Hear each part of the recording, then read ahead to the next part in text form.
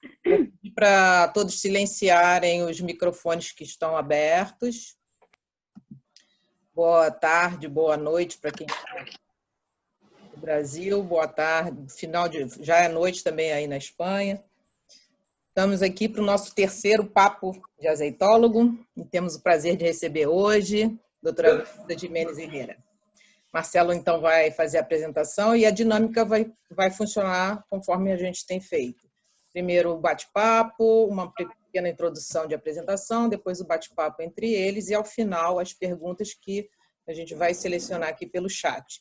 Também vai ter, o Marcelo vai explicar como vai funcionar, a degustação do azeite, para aqueles que tiverem aí os seus azeites. Então, Marcelo, a bola é sua. Tá, muito obrigado, Cristina. Muito obrigado. Bom, boa noite a todos.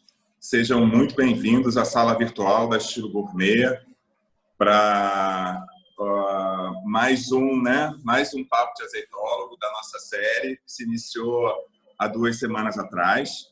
Começamos, então, com Portugal. Ana Carrilho teve o prazer de estar conosco, né? Tivemos o prazer de recebê-la aqui.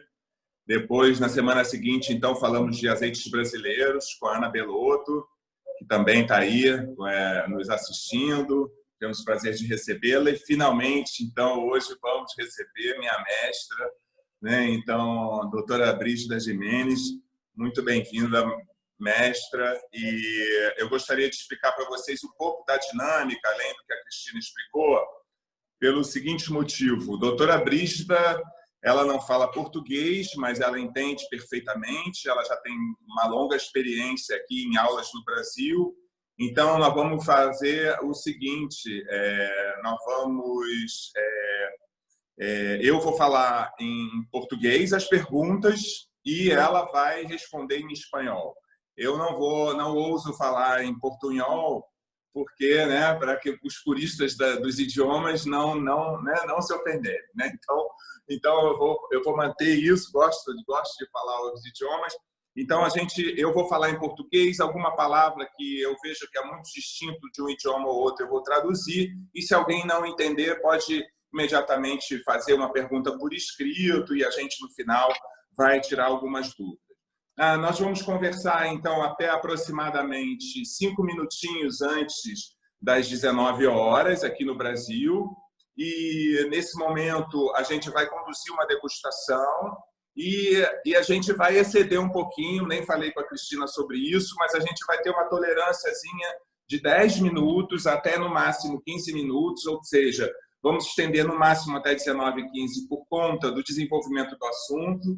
Eu sei que com a minha mestra temos muitos assuntos para tratar e ainda temos essa degustação no final de um azeite espanhol que eu selecionei por ele estar aqui sendo vendido no Rio de Janeiro. Infelizmente, não está em todo o Brasil, mas ele é da safra 2020 e eu sei que ela também teria esse azeite com ela. Então, é o azeite 5 elementos da variedade Cornicabra que está à venda no supermercado Zona Sul, aqui no Rio de Janeiro.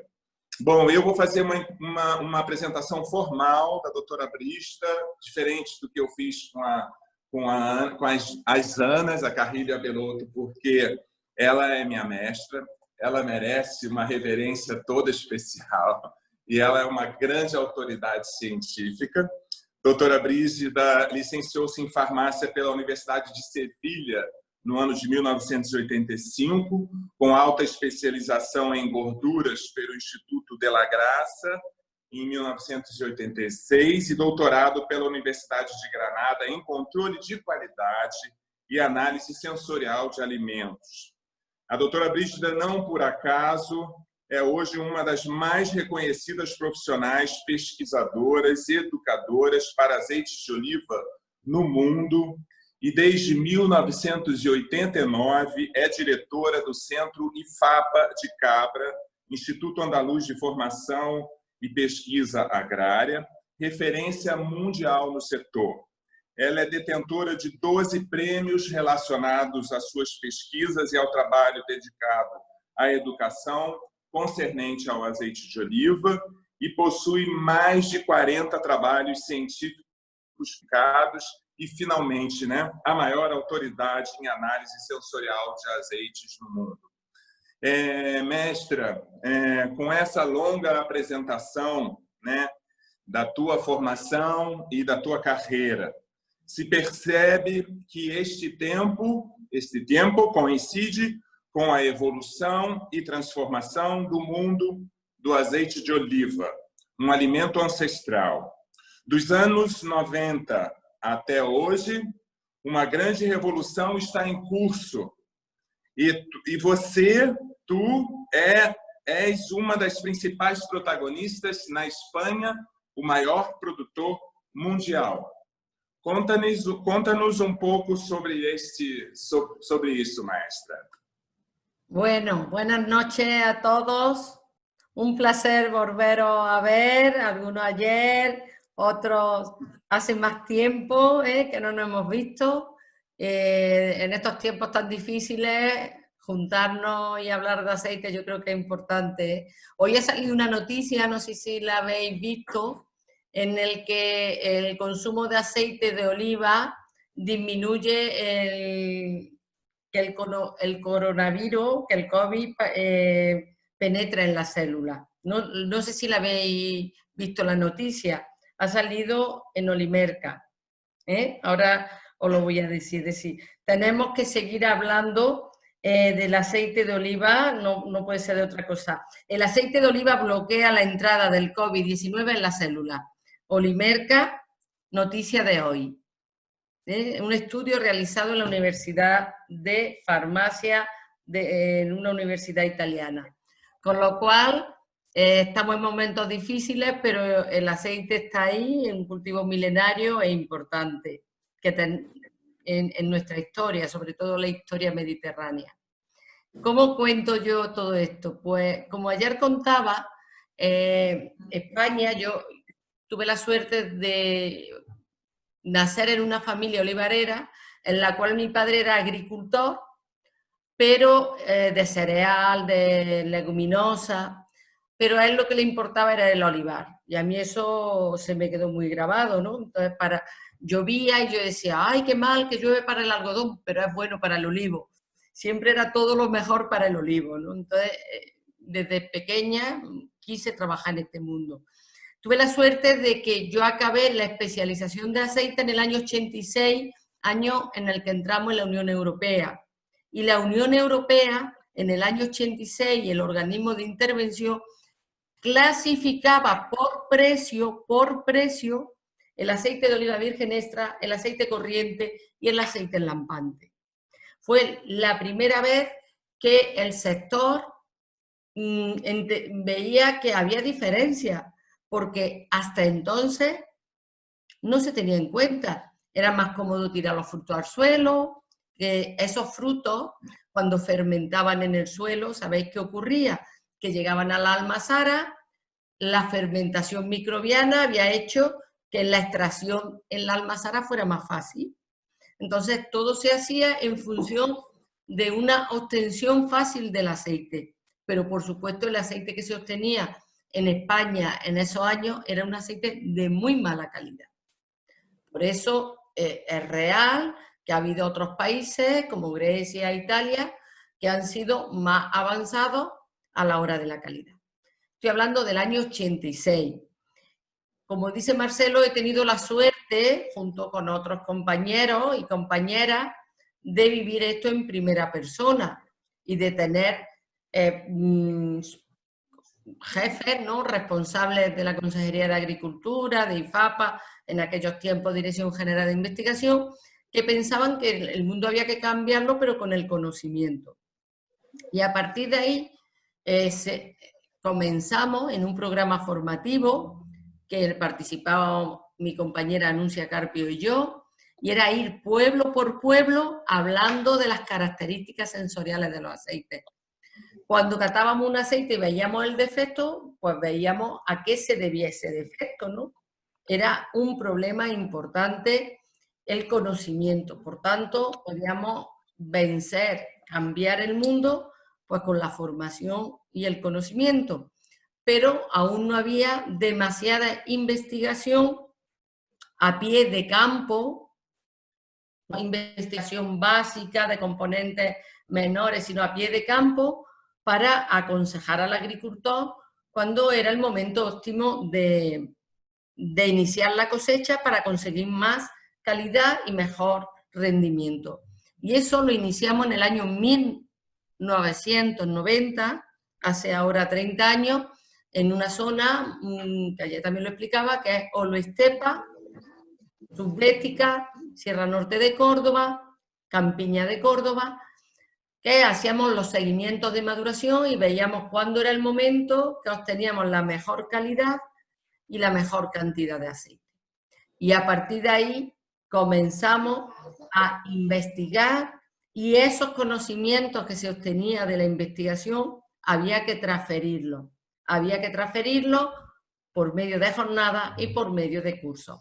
Y deciros que también la Unión Europea, que fue la que dijo pago más el virgen extra que el corriente, también libraba unos fondos que se llamaban fondos de mejora de la calidad para impartir esa formación a nivel de olivicultor, a nivel de maestro de almazara, a nivel de analista, es decir, en todos los niveles. Todo eso se gesta durante los años, la década de los 90, y eso es un germen en el que los agricultores comienzan a despertar y a conocer que existe más cosas que solamente un aceite. ¿De acuerdo? Eso fue muy importante. Ese apoyo institucional de la Unión Europea, donde nos sentábamos en la mesa con los italianos, con los griegos, con todos los productores que estaban unidos a la Unión Europea y que iban más adelante que nosotros. Así que esa es una de las partes más importantes. El conocimiento, como siempre digo, cambia el mundo, y ese conocimiento es el que tenemos que realizar, investigar, y esa investigación transferirla. Y los que habéis estado en España, que sois muchos de los que os veo aquí, sabéis que los centros IFAPA, no quiero decir que la universidad no investigue, que investiga mucho, pero los centros IFAPA tenemos esa vocación, que tenemos grupos de investigación, de transferencia y de formación. Y lo que se investiga hay que transferirlo. Entonces, eso ha dado lugar a que hemos ido evolucionando de la mano todo, lo que es la investigación, transferencia y formación. Maestra, tú... Bueno, otra cosa, perdón, otra cosa que voy a contar, una anécdota muy curiosa, porque el padre de la olivicultura española, y yo creo que mundial, don José Humanes, vive con 94 años, o 95 tiene ya, y decía, va a faltar aceite en el mundo en el año 90. Yo tengo los gráficos del COI, incluso realizó un estudio en el que en el año 92 faltaría aceite. Nosotros estábamos produciendo en España, que era el mayor productor, porque todos sabéis que España produce alrededor del 50% del aceite en el mundo. España produce el 65% del aceite de la Unión Europea. Bueno, pues nuestra producción de aquellos años, del año 86, 87, actual, no se ha duplicado, se ha incrementado mucho más. Nosotros los años de mayor cosecha producíamos 700.000 toneladas, 800. Y el crecimiento del consumo en el mundo era más alto que el crecimiento que se preveía de las plantaciones. Entonces, eso hizo que también cada vez se fuera creciendo mucho más el mundo del olivar en España. Y actualmente se produce, el año de más cosecha, 1.800.000. Es decir, de los años, eso lo he vivido en primera persona.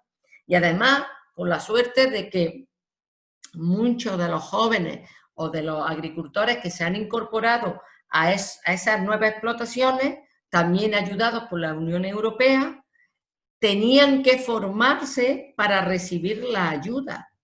Formación en olivicultura, le llamamos programa de jóvenes agricultores. Se divide en 8 semanas a lo largo del año. Con lo cual, antes de iniciar una explotación agraria, de poner una nueva plantación, tenía que tener una formación previa si quería tener esa ayuda de incorporación y de modernización. ¿Entendéis? Fijaros qué importante es la formación. Hoy, y bueno, aquí hay personas que están en España, y Tomico lo conoce mucho, el tema de Jaén, toda la loma de Úbeda, toda esa zona fue el inicio de la formación de los programas de incorporación en el año 90. Yo lo inicié con 8 personas, se incorporaron al final 2 y yo decía, este es el futuro, porque poner una plantación de olivar sin conocer técnicas de cultivo, contabilidad, es decir, lo mínimo que un empresario agrario tiene que conocer, no es viable.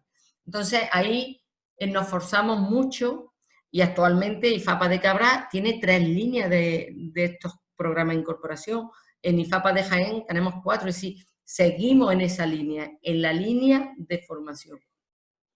Muy bien. Maestra, tú és esse personagem na Espanha, maior país produtor de azeites do mundo.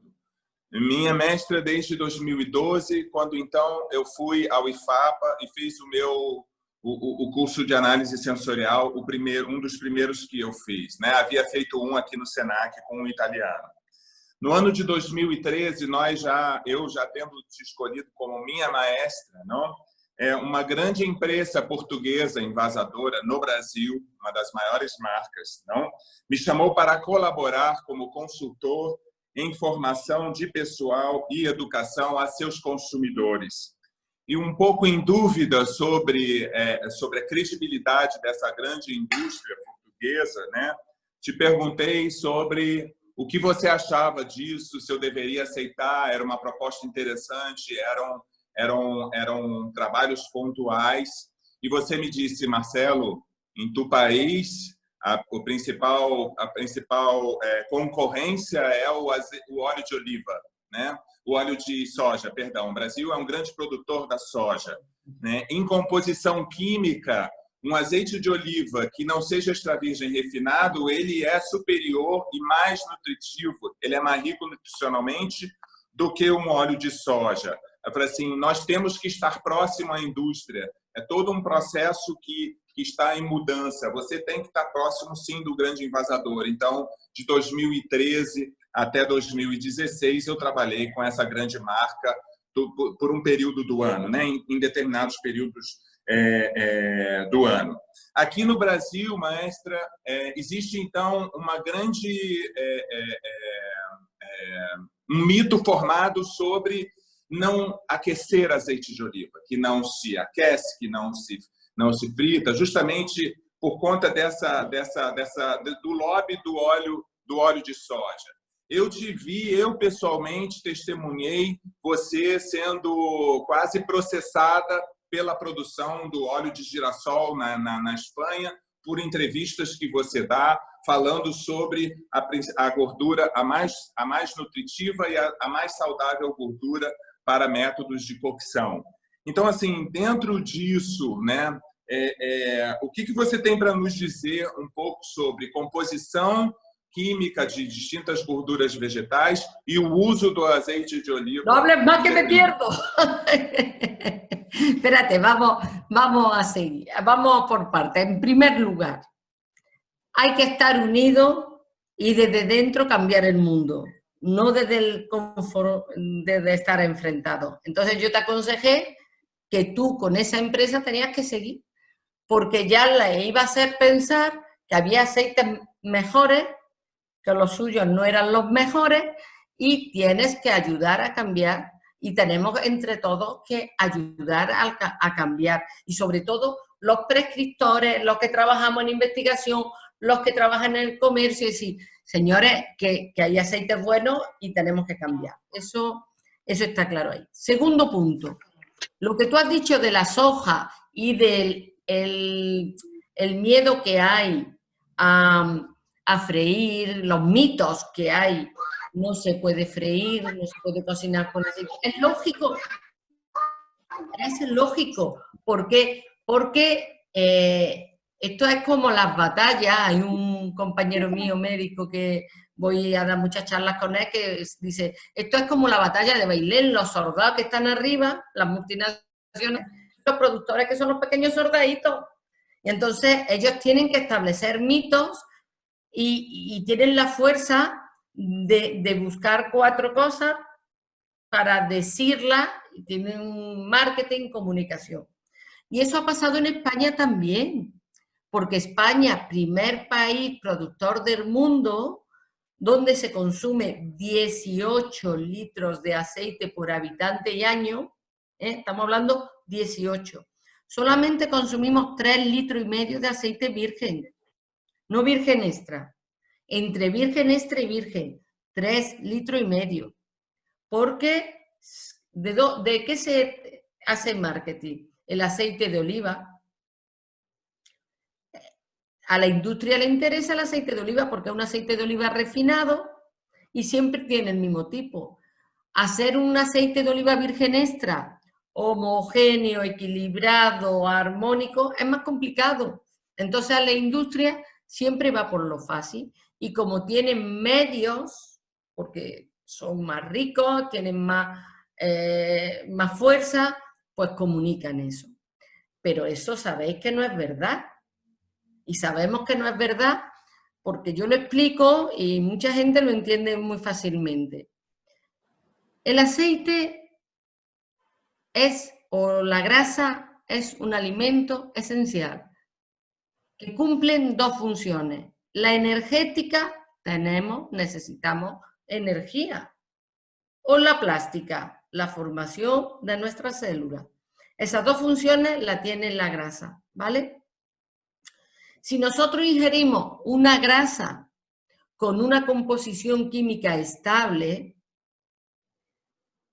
nuestras células son también más estables. Y además, esa grasa que nosotros ingerimos se va a oxidar menos. Nos vamos a oxidar menos nosotros. Pongo el ejemplo del castillo con 3 puertas. Todos los soldados tenemos un castillo con una puerta que es el ácido oleico, que es la grasa del aceite de oliva. Y tenemos un castillo con 3 puertas, que es el linolénico y linoleico, 2 y 3 puertas, que son los aceites de semilla. Imaginaros que llega el batallón y rompen una puerta y rápidamente se abren todas. ¿Qué es lo que le pasa a los poliinsaturados? Cuando el oxígeno ataca un doble enlace, hay un efecto conjugado que hace que los oxígenos, las diferentes moléculas de oxígeno, ataquen a los otros doble enlaces y se forman los hidroperóxidos, compuestos muy inestables y que oxidan. ¿Entendéis? Entonces, no tiene sentido nunca decir que con una grasa, con el aceite de oliva no se puede freír. Es que el aceite de oliva, su composición química es ácido oleico de un 60 y pico a un 80 y pico. Y si es tan buena esa grasa, ¿por qué el girasol? Vosotros sabéis que en el girasol hay un aceite que es girasol alto oleico. Hay una mejora genética para conseguir una composición parecida a la del oliva. ¿Y eso por qué? Porque es una grasa más estable. Por tanto, la estabilidad del ácido oleico nadie la puede dudar por su composición. A mí me llamó el director del Instituto de la Grasa hace 4 años por un vídeo que ha rodado mucho por internet de una televisión española, Comando Actualidad, si queréis verlo, aceite de oliva virgen, me dijo, Brígida, van a por ti, van a hablar con tu presidente. Digo, que hablen con mi presidente, yo estoy hablando de química, yo no hablo de política, yo hablo de una grasa que se oxida, que se forma hidroperóxido. ¿Entendéis? Entonces, con esa grasa es la grasa que mejor fríe. ¿Por qué? Porque todos sabemos que los procesos oxidativos son 4 factores principalmente los que lo aceleran. Uno es la luz, por eso las botellas de aceite tienen que estar en oscuridad para que la luz no incida. Otra es el oxígeno, por eso es importante adecuar el envase al consumo. no podemos tener un envase de 2 litros y gastarlo en 3 años, porque claro, cuando vamos a coger el último está rancio. Si tenemos que adecuar el envase al consumo que hacemos. Si consumimos mucho, un envase más grande, y consumimos menos, un envase más pequeño. ¿Por qué? Porque el oxígeno acelera los procesos oxidativos. Los metales, por eso no tenemos ninguna botella de metal, porque el metal también acelera la oxidación. Y el cuarto, la temperatura. Si tenemos una grasa estable, le damos temperatura y tarda mucho más en oxidarse. Si tenemos una grasa menos estable, se va a oxidar antes. Y si vosotros miráis una botella de girasol de soja, en todas veréis cómo hay estabilizantes, antioxidantes, porque yo tengo una compañera mía del Instituto de la Grasa que está trabajando en una de las grandes empresas, de las más grandes empresas españolas, y me comentaba, hay que ver, Brígida, cuando le hacemos la estabilidad a un aceite de oliva, por ejemplo, Picual o Cornicabra, que son las variedades más estables, nosotros la oxidación la medimos con oxígeno y temperatura. 1 hora de oxígeno, 1 hora de oxidación es como 1 semana de vida. ¿Vosotros sabéis cuánto dura un aceite Picual o Cornicabra, por ejemplo, que son los más altos? 150, 200 horas de estabilidad, es decir, 200 semanas de vida. Un arbequino 60, 70, 80, depende también del manejo de cultivo que se haga. ¿Sabéis cuánto dura un girasol? 1 hora. 1 hora. Tienen que tener antioxidantes. Entonces, si somos personas que pensamos un poco, un aceite tan poco estable, si lo sometemos a uno de los factores más duros que hay, que es la temperatura, ¿qué ocurre? Que se nos oxida antes. Perfecto. Entonces, el problema es que es más barato, pero aquí en España hay ya, pues, incluso industrias de patatas, que son las patatas más caras que hay, las San Nicasio, que se fríen con aceite de oliva virgen extra. Y además merece la pena verlo freír y como, claro, en el momento que nosotros sumergimos un alimento en el aceite, sea un alimento magro como es la patata, magro quiere decir que no tiene grasa, pues es el aceite que queda después de sacar ese alimento, como es la patata, es un aceite totalmente limpio. Pero si estamos con un girasol, ya ahí había oxidación.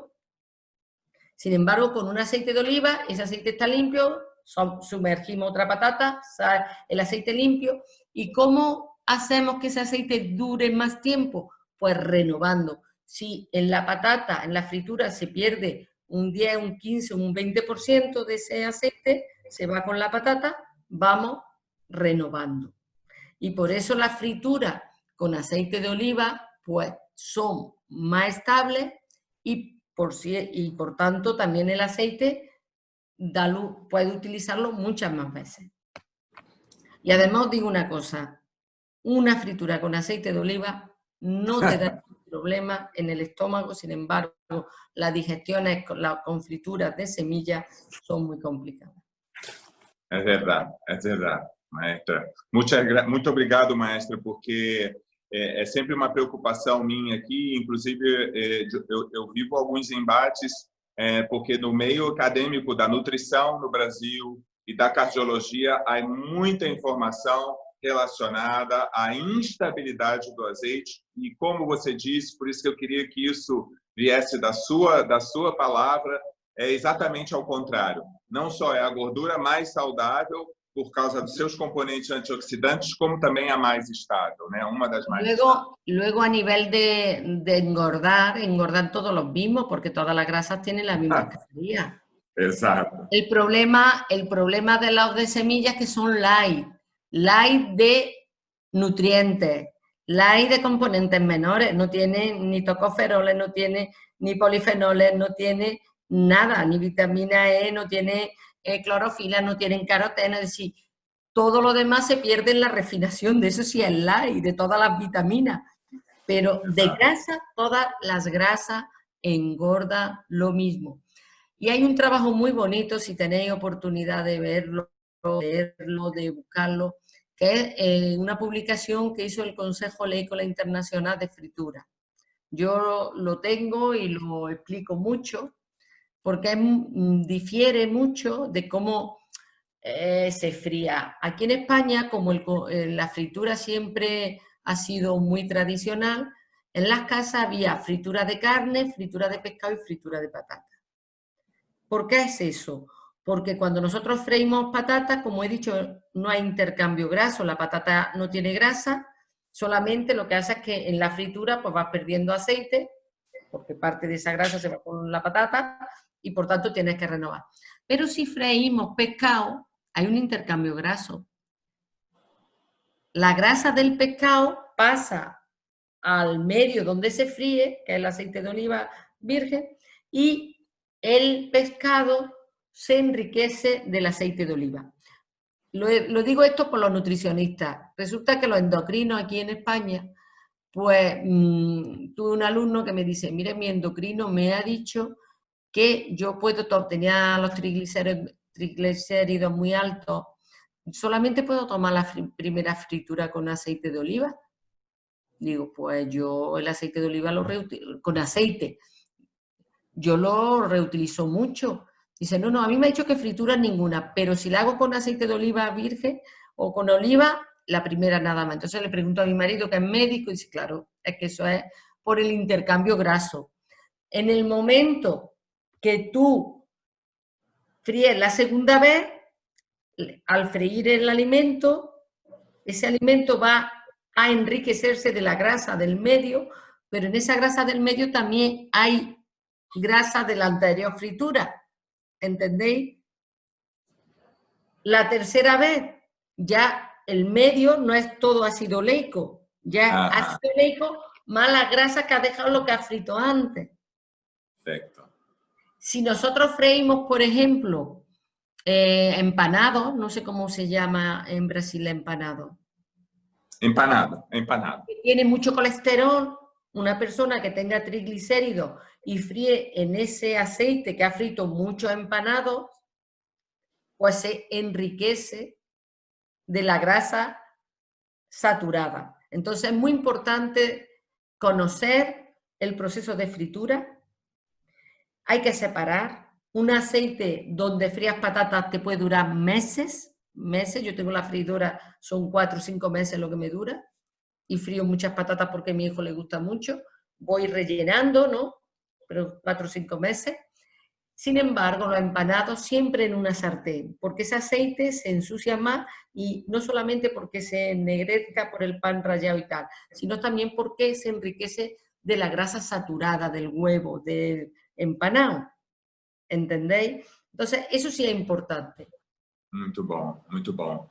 Mestra, como teu discípulo, aluno, percebi que a diversidade sensorial dos azeites extra virgens é grande tesouro gastronômico, né? A se descobrir no mundo, de uma certa forma. O mais interessante, maestra, é que essa diversidade não está presente nos azeites extra virgem dos grandes envasadores, que estão no mercado brasileiro, dominado por azeites envasados em Portugal, 60%, e em segundo lugar, na Espanha. Então, maestra, eu vou te pedir para que você fale das variedades espanholas, como você vê essa diversidade que hoje estamos experimentando e quais são as grandes diferenças entre os azeites dos envasadores e esses azeites premium que têm preços tão distintos, maestra. Você sabe que eu sou consultor de uma rede de supermercado aqui e nós temos o azeite premium que vamos degustar, que está custando 15 euros, e temos azeites a 3 euros, todos virgem extra, maestra. Fala un poco sobre eso para nós. Bueno, vamos a ver. Si de algo el sector del olivar y la olivicultura en el mundo se puede sentir orgulloso, es de la gran diversidad que hay de variedades. En el mundo tenemos más de 2000 variedades, como también explicaba ayer. Nosotros aquí en Córdoba, el IFAPA de Córdoba custodia pues, uno de los bancos de germoplasma más interesantes, que además todos los años más grande del mundo. Todos los años hacemos una jornada de banco de germoplasma donde damos a conocer la diversidad que tenemos de variedades en el mundo, y también hacemos una cata con 8 aceites, y la última parte es cocinar con esos aceites, ¿no? Entonces es muy importante esa diversidad varietal, no solamente para el mundo de la gastronomía, sino la propia olivicultura, para el desarrollo de los olivares, para la polinización. Es decir, aquí en España tenemos más de 200 variedades, y esta comarca de la Subbética, pues ahí en un campo puede haber 10 variedades, 14 variedades, y eso hace que las cosechas sean mejor que en otras zonas, porque la polinización es cruzada. Y entonces, si no todas las variedades polinizan a la vez, y esa diversidad en la polinización hace que al final sea mejor. Eso también nos lleva a tener aceites muy diferenciados. Como dice mi amiga María José San Román, un aceite para cada plato, porque de cada variedad tenemos características sensoriales muy diferentes. Y además en España tenemos la suerte de que hay olivar en todo el territorio, con lo cual se puede disfrutar de todo eso. Eso es algo muy distinto a lo que llega a un aceite virgen extra que le llaman de botella normal. ¿Por qué? Porque estos aceites de variedades de cosecha temprana son aceites que, para conseguir esos equilibrios, esa armonía en los aceites, hay que seguirlo, hacer igual que con la viña, unos seguimientos de maduración, ver el momento en el que conseguimos las mejores características sensoriales y un contenido graso equilibrado de aceite. Y eso es caro. Y es caro, y no se puede conseguir un virgen extra armónico, equilibrado, complejo, diferente al precio que se compra un aceite de plástico, de una botella de PET a $4 o a $5. Es imposible. Yo lo hablaba ayer también, que vamos a hablar, por ejemplo, de la variedad hojiblanca o picual. Una hojiblanca para recolección temprana son 11-12 kilos de aceituna. Una picual son 10 a 11 kilos de aceituna, lo mismo. Sin embargo, estos aceites maduros, pues con 4 o 5 kilos de aceituna conseguimos 1 litro de aceite. Tú dices, bueno, pues si uno cuesta $4, el otro 8, no. Es que una almazara, por morturarte 1 kilo de aceituna verde, te cuesta más del doble los costos de morturación. Los costos de recolección son más altos porque la resistencia al desprendimiento de los frutos es más alta. Y por tanto, cuesta más recolectar una aceituna verde que una aceituna que es fácil tirarla. Todo eso hace, a nivel solamente agronómico hasta la almazara, que cueste. Y luego tenemos que cuidarlo también en el sentido de un aceite de esas características. No lo puedes poner en una botella de PET que no vale nada, pues busca un envase acorde, que se conserve bien, que sea de cristal, que sea baking board o que sea lata. Es decir, son muchas las circunstancias que hacen que estos aceites sean muy diferentes. Esos aceites son muy diferentes. Eso es lo mismo que la ternera y los despojos de una vaca, ¿no? No tiene nada que ver el lomo de ternera a un despojo. Pues claro, para consumir en crudo, para consumir maridando platos, es que esos de cosecha temprana son obligatorios. Y luego también en el estado de madurez hay empresas que han creído y que están apostando por envasar aceite muy bueno, con esas notas maduras, diferentes, que muchas veces hasta cuesta reconocer y que yo siempre digo, fijaros en la boca, porque en nariz dice, uy, estos aromas, qué raro, ¿esto qué será? ¿A que sí? Y siempre Sí. digo, que la boca tiene que estar limpio, un aceite limpio en boca tiene, no tiene defecto. Lo que ocurre es que los aromas del maduro son muy diferentes a los aromas del verde. Y hay un ejemplo muy claro, y muchos de los que estáis aquí lo habéis visto conmigo, el hojiblanco verde y el hojiblanco maduro. Cuando catamos el Adriano, pues la gente se queda un poco, y cuando lo huelen y lo descubren, dice, pues es verdad, es un aceite magnífico, pero es que ese aceite vale no la mitad, menos de la mitad, porque los costos de producción son más bajos y por tanto es un aceite que se utiliza para otra cosa, para tenerlo en la casa, para la cocina.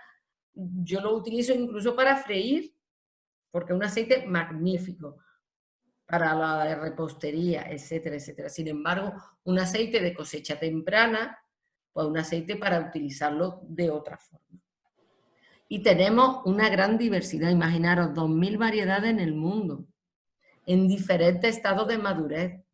Es que podemos disfrutar muchísimo. Se ha ido Marcelo. Marcelo, ¿dónde estás? No, estoy aquí. Sí. Muy bien, maestra. Ahora, porque este momento yo quería exactamente que hablase de las variedades españolas y como nos falta 15 minutos, yo antes de catar quería hacerte una pregunta que está un poco, ya que hablamos de todo la calidad, de los procesos de calidad que hoje fazemos. Tem que falar português, maestra, não? Desde 2013, você vem ao Brasil todos os anos, né? E em 2015, a partir de 2015, iniciou a conhecer a produção brasileira de azeite de oliva, que ainda que fosse pequena, você no ano de 2015 me convidou para ser delegado do Brasil no Salão Internacional do Extra Virgem na Expo Oliva 2015. E nessa ocasião você em seguida esteve no Brasil e foi à Serra da Mantiqueira e provou alguns azeites gaúchos, né, maestra? Falando então dessa diferença entre elaborar o azeite premium e elaborar esse azeite dos grandes envasadores, aqui para que o brasileiro aceite o azeite brasileiro, ele tem um obstáculo que é o preço do azeite brasileiro. No ano passado, nesse ano de 2020, o Brasil teve uma redução na sua produção, não chegamos a 200 toneladas de azeite no país, muito provavelmente. Então, fale-nos um pouco do que você achou da produção brasileira e de como a produção brasileira pode contribuir para o mercado interno brasileiro. No te he entendido mucho que cómo, bueno, como el aceite brasileño, ¿cómo ves la producción del aceite brasileño en su calidad y cómo ves que la producción brasileña puede contribuir para la educación del consumidor brasileño? Mira, yo lo primero que consumir aceite brasileño, para mí, yo lo que he probado han sido de gran calidad, pero son caros, porque no se produce mucho. Sí. Entonces, que nadie espere comprar un aceite brasileño barato, porque es que cuesta bastante, las producciones no son homogéneas, ha habido años que no hay cosecha ninguna, una polinización regular. Luego yo también he tenido la mala suerte de ver cosas de no unas buenas plantaciones en cuanto a diseño, en cuanto con la pluviometría que hay, pues controlar mucho el tema de la poda, en fin. Entonces todo eso contribuye a que obtener 1 litro de aceite en Brasil es caro, ¿eh? Sí, verdad. Y ese aceite que se obtiene en Brasil principalmente, vamos, por lo menos lo que yo he conocido es todo premium, porque es tan poca la cantidad que hay que se cuida mucho y es premium. Son variedades muy diferentes a la española, muy diferentes, porque la pluviometría allí es muy alta, y luego variedades seleccionadas como son la arbequina, la arbosana, son variedades más dulces, con menos polifenoles, más redondas. Las variedades españolas son variedades como la picual, la cornicabra, la hojiblanca, variedades de más personalidad, con más amargos, con aromas más herbáceos que frutales, son diferentes. Y entonces en calidad, pero son aceites premium para terminar los platos. Yo lo que sí, como farmacéutica que soy, aconsejo que se consuman más aceite de oliva no premium para la cocina. Freír con un aceite de oliva virgen extra normal, maduro, es muy bueno para nuestra salud. Porque somos lo que comemos y nos estamos formando, nuestro organismo se está formando con esos compuestos, ¿no? Con esas partes grasas tan estables. Entonces, yo creo que Brasil, y además está contribuyendo mucho porque esos productores, yo me encanta que haya nuevos productores en el mundo, porque esos son los que van rompiendo lanzas, abriendo mercados, hablando de esa producción, y hay para todos, porque el que consuma un arbequino de Fernando Rotondo, que lo estoy viendo ahora mismo ahí enfrente, Fernando, hola, pues le guste, pues dice, pues ahora voy a probar el cornicabra que vamos a probar hoy, o no, o el picual, y ver la diversidad y disfrutar de esa diversidad, como disfrutamos de los vinos, o no, o disfrutamos de los cacaos, o disfrutamos de otros productos. Entonces, yo creo que el mercado, la producción de Brasil es una producción muy importante para el mundo, porque los productores están trabajando mucho por abrir un mercado nuevo de consumo de aceite de oliva, y eso ayuda al mundo. Exacto. Y deciros mi solidaridad desde aquí, que no lo tenéis fácil, porque las condiciones climatológicas, bueno, y en el sur un poco más, pero en el norte ya vimos el año pasado en el viaje, ¿no? Así que yo creo que están haciendo un trabajo estupendo, y además lo están haciendo con mucho amor, convencidos de que están obteniendo un producto de mucha calidad que es bueno para la salud. Pero que yo os animo a que no quedéis en el premium solamente, que utilicéis por vuestra salud, por lo que he hablado antes del COVID, lo importante que es, y es que la composición grasa es muy buena. Luego ya viene por los componentes menores, por supuesto, los tocoferoles, los polifenoles, las clorofilas, los carotenos, sí, todos esos componentes que solamente lo tienen el virgen extra. Y como dice el director del proyecto Predimed, Brígida, yo cuanto más virgen extra sea, mejor. Porque yo me doy cuenta, los estudios que están haciendo, cuanto más intensos, más de principio de cosecha, más contenido en tocoferoles, polifenoles, tiene, pues, más beneficioso para la salud. Pero que no nos quedemos solamente en el cosecha temprana, y que lo consumamos para todo. El otro día escribí a la Radio Nacional diciendo que en un país como España un cocinero no puede hablar de hacer un bizcocho con aceite de semilla, hacer un bizcocho con aceite de oliva virgen extra, hacer dulce, freír, que es bueno para vuestra salud. Yo os lo digo de verdad.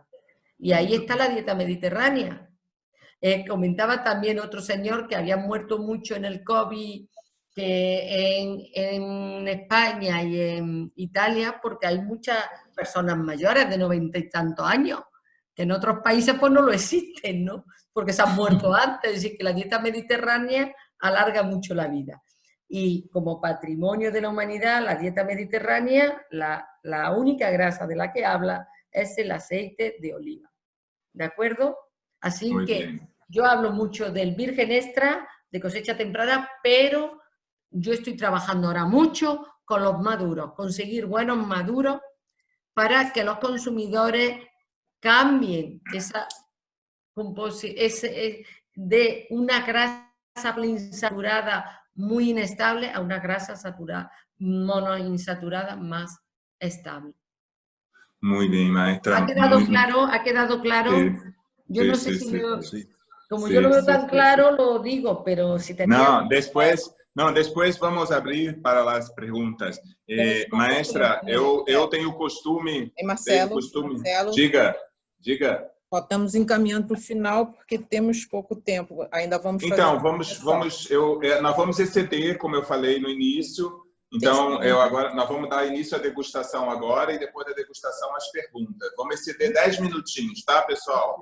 Nós vamos exceder um pouquinho porque a presença da doutora Brígida é algo raro e a gente tem que aproveitar ela ao máximo aqui.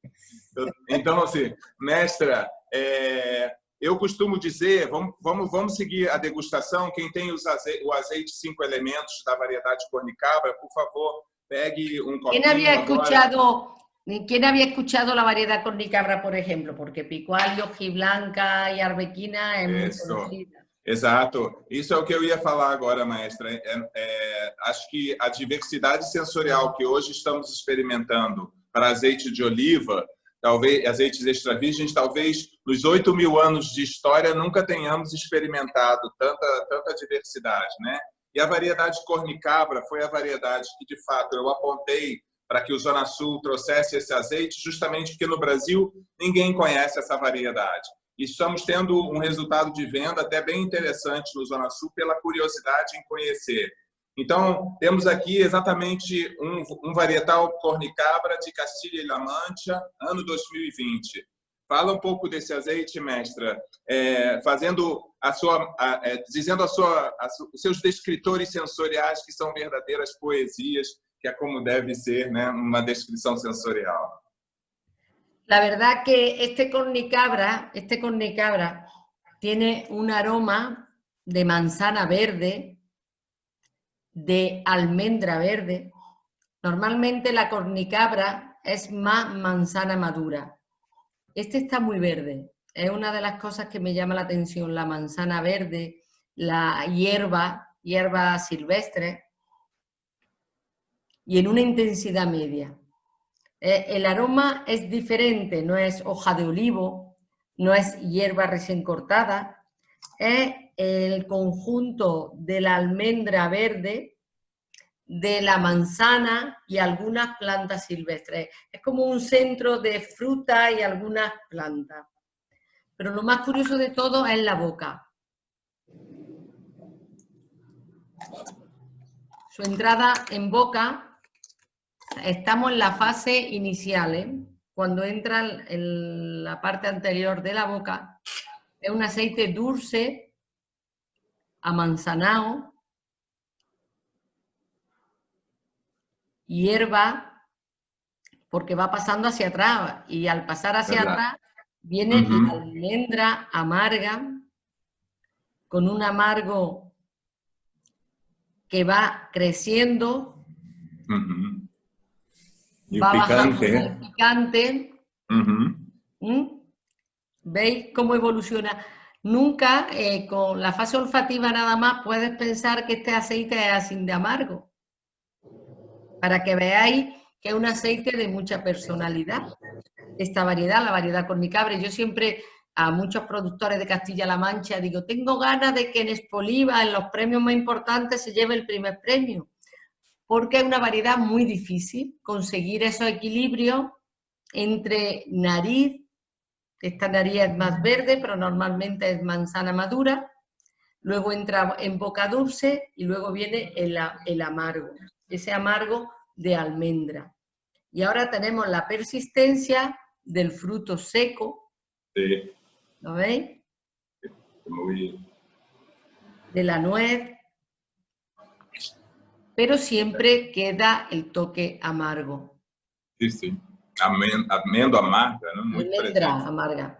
Ay, si ahora volvemos a la fase olfativa, aún más me da la almendra, porque como ya la he percibido en la boca, la almendra verde se percibe mucho.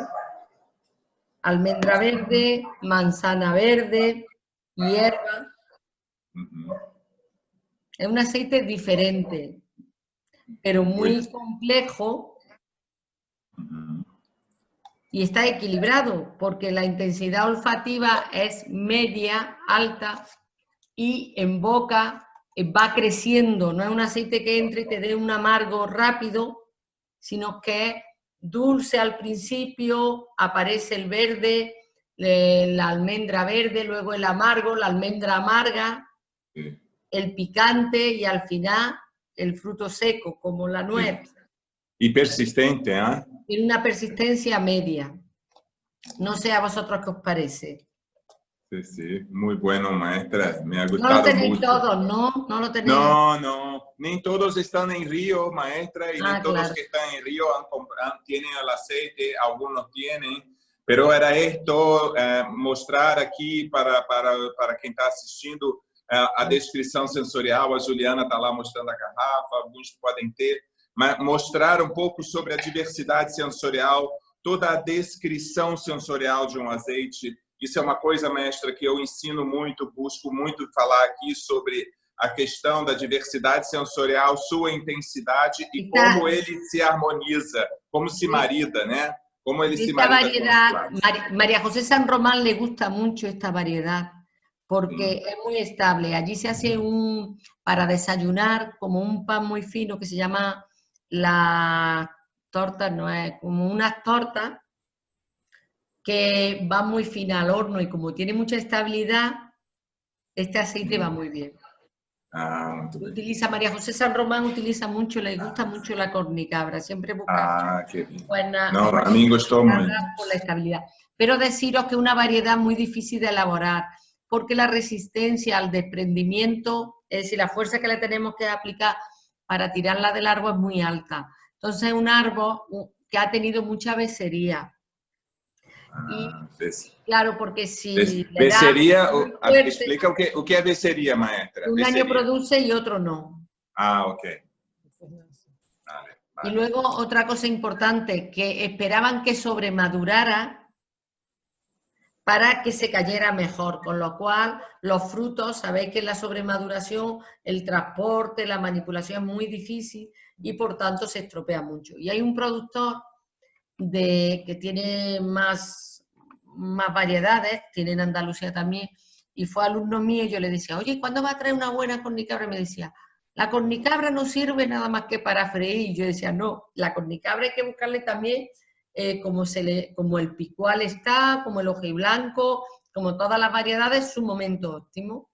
Vale. Ver cuándo se tiene que recoger para conseguir estos aromas, que la verdad que está el aceite fantástico. Es que yo creo que está mejor ahora que cuando se elaboró. Yo lo probé. Sí. Está mucho mejor. Se está abriendo.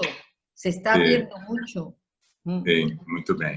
Mestra, agora a Cristina, passando da degustação, temos algumas perguntas que acho que a Cristina vai ler para a gente responder. E aí, em seguida, eu queria que você desse uma palavra final, que eu vou sugerir a você um tema. Diga lá, Cristina. Bom, temos uma pergunta que é referente à questão da fritura. Foi feita pela Paulina Mata. E ela fez um comentário seguinte: compreendo o que diz relativamente às vantagens do azeite para a fritura, mas há azeites extra virgens com pontos de fumaça muito variados. Tenho visto tabelas com valores muito diferentes e alguns muito baixos. Como se escolhe um azeite extra virgem para ser usado em fritura? ¿Que cómo se escoge? Sí, como se escoge, como se selecciona un aceite virgenita para freír. Porque para freír siempre utilizo el frutado maduro. El frutado maduro está claro que es por precio. Son aceites más baratos, pero más baratos porque, como he dicho, necesita menos cantidad de aceituna para elaborar 1 litro de aceite. Entonces, son aceites que están en PET o, bueno, en botella, pero que el precio es más barato. Maestra, Paulina que ha hecho, Paulina que ha hecho la pregunta es profesora de la Universidad de Lisboa y ha dicho que en extra virgen distintos hay distintos temperaturas de humo, ¿no? Distintas temperaturas de quema, del aceite. Por eso está preguntando si tenemos que seleccionar el aceite virgenita para freír por estas temperaturas que sean distintas entre ellos. No. No conozco ese trabajo, no conozco ese trabajo de escritura de tiempos de humo, no lo conozco, no puedo opinar. Yo como consumidora siempre frutados maduros, incluso para repostería lo utilizo porque cuando he utilizado frutados verdes para hacer una rosca, para hacer algo, se me han abierto. Utilizo siempre frutos maduros, solamente utilizo frutados más verdes, menos maduros con la arbequina para los bizcochos, eso sí. Pero para las tostas, todo lo que necesito que tiene que hacer una masa, siempre utilizo frutados maduros. Y para freír, por supuesto. No tengo ninguna opinión. Muy bien. Otra pregunta, Cristina. Maestra, ¿puedo preguntar? Pode. Tomico, Cecibele, 1 minuto. Cristina está... 1 minuto, se tiver 1 minuto. Cristina. Não, é porque Tomico pergunta se esse azeite que vocês provaram é daqui. E o Júlio já respondeu para ela que não. A cornicabra é espanhola de... 5 elementos cornicabra, Tomico. 5 elementos cornicabra. E Cecibele fez a pergunta. Pode perguntar então, Cecibele. Muchas gracias, maestra. Muchas gracias por la enseñanza. Hoy día soy de Perú. Y mi pregunta es, nosotros hemos desarrollado con Sudoliva en cada uno de nuestros concursos, siempre sellamos con un cóctel con pisco, que es la bebida de mi Perú. ¿Qué tal le va el alcohol con el aceite de oliva? ¿Amalgama? ¿Qué sugiere usted? ¿De qué variedad de aceituna? Pues no he probado cóctel con aceite de oliva. No. A mí el pisco me gusta mucho, pero solo, porque es que como tomo tanto aceite de oliva, luego ya es que me gusta mucho. El Tomico se ríe, pero es verdad que me gusta.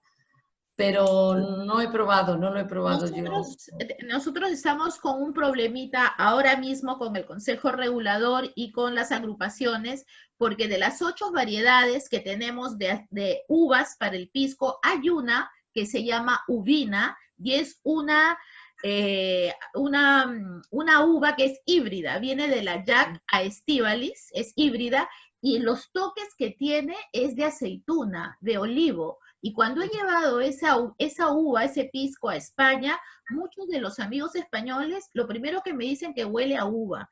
Yo quisiera, Marcelo, hacer un trabajo con ustedes para ver si realmente esta uvina tiene ese toque de olivo y de aceituna.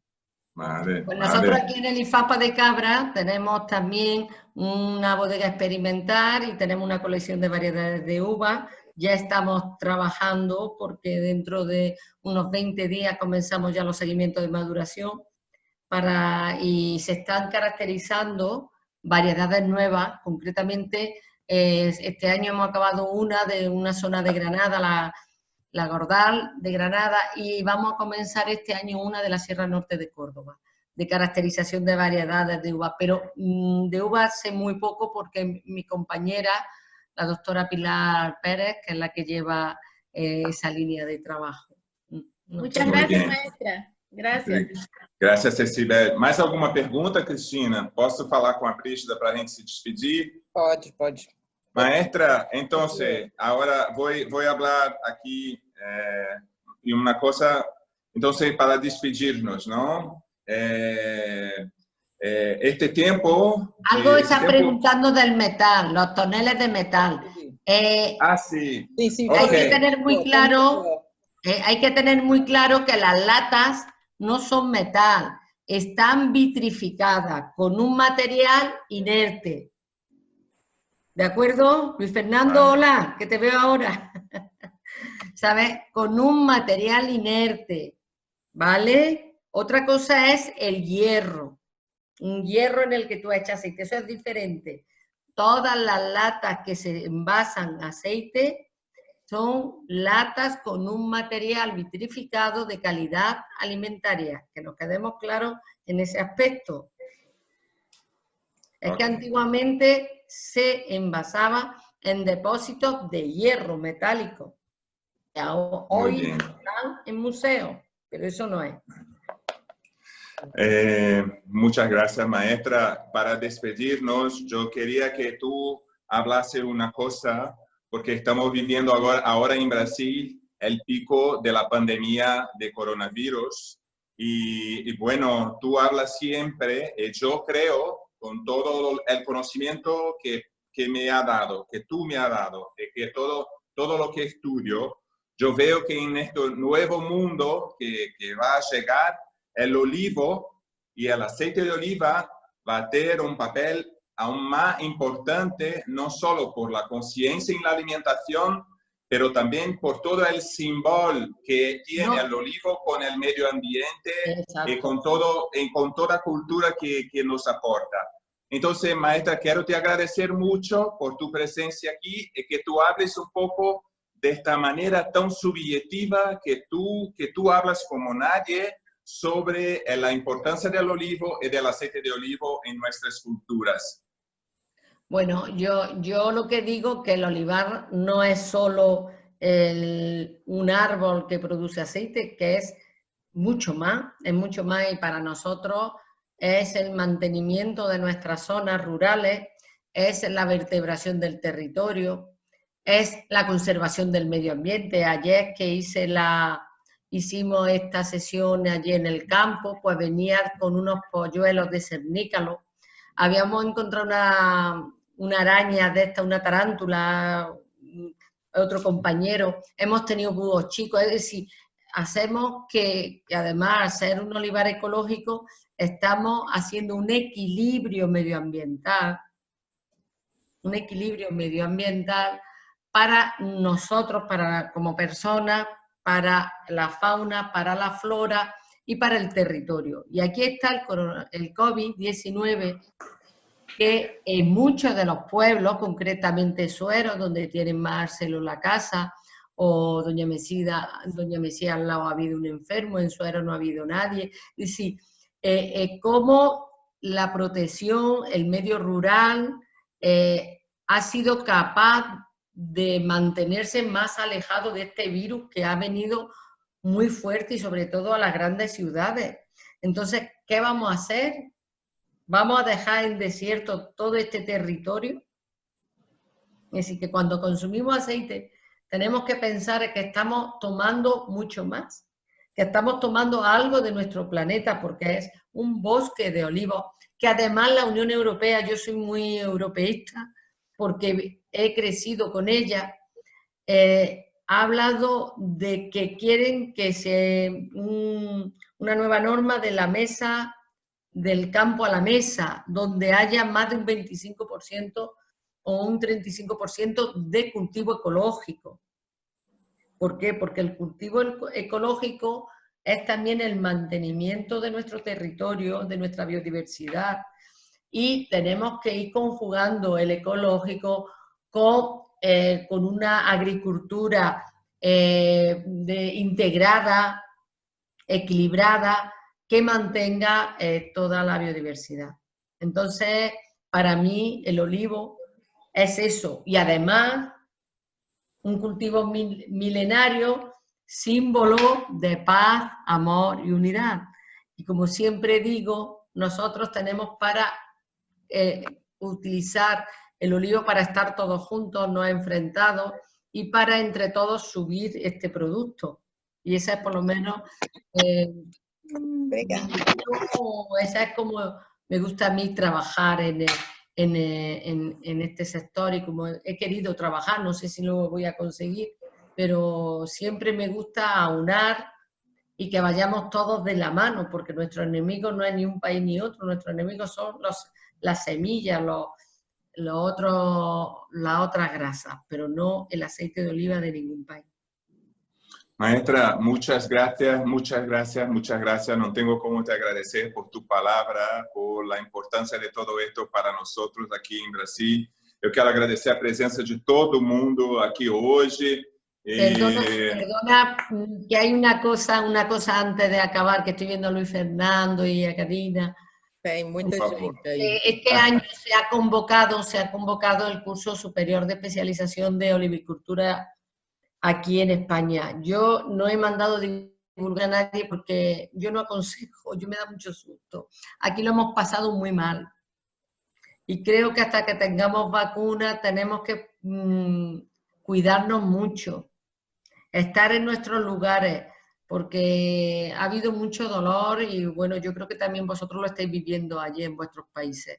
Mi marido, muchos sabéis, es médico de UCI y lo hemos vivido en persona, todo lo que ha pasado. Así que yo no animo a nadie que venga ni a que haya mucho intercambio. Vamos a cuidarnos, vamos a estar tranquilos, vamos a aprender, vamos a utilizar todos estos medios que tenemos para intercambiar y seguiremos, nos visitaremos mucho más adelante cuando tengamos mucha más seguridad.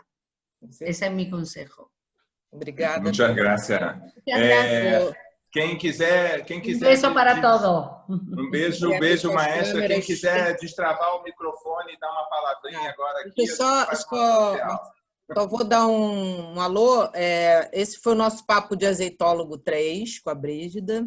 Estamos fazendo uma série e na próxima quarta-feira teremos o Marcello Scotia, que está nos assistindo, participou aí de uma boa parte desse papo. E ele estará conosco na quarta que vem. Brígida, muito, muito, muito, muito obrigada. Gracias a vosotros. Obrigado a todos. Buen día y a los que estamos de España, buenas noches. Buenas noches, maestra. Já passou.